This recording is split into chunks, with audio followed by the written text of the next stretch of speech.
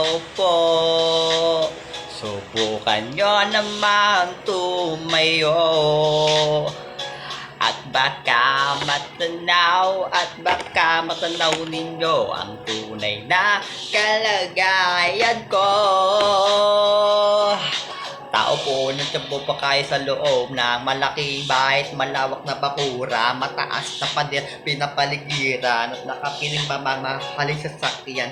Mga patay na lagi bulong, wala namang kasal pero marami ang nakabaro. Lumakas man ang ulang, wala ang buto sa bumong mga plato kutsara na hindi kilala ang totong asikan. Yung puti na sagat sa kahon at kahit di na pasko sa lamesa ay may hamon. At sarap siguro maninira sa bahay na ganyan. Sabi pa nila dito mo rin mata, tagpuan ang tao nagmamay-ari ng isang upuan na pag may kakataon na ay pinag-aagawan. Kaya naman hindi niya pinakakawalan kung makikita ko lamang siya ay aking sisigawan.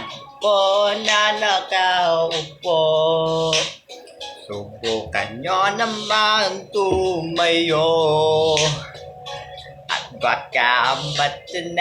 at baka matanaw ninyo ang tunay na kalagayan ko. Mawalang galang na po sa tao nakaupo. Alam nyo bang matakal andi sa hindi puno at dingding na bahay lang hindi pinagtagpi-taping yero sa gabi sa sobrang init na tumatanaw na yelo na hindi kayang bilhin upang ilagay sa inuman. Pinakulong tubig na lumang tuburing kulungin na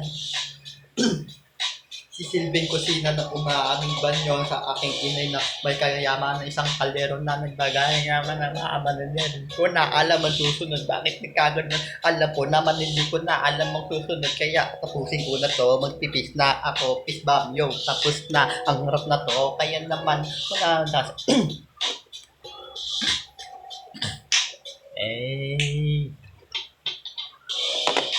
Bato sa langit ang matamaan, wag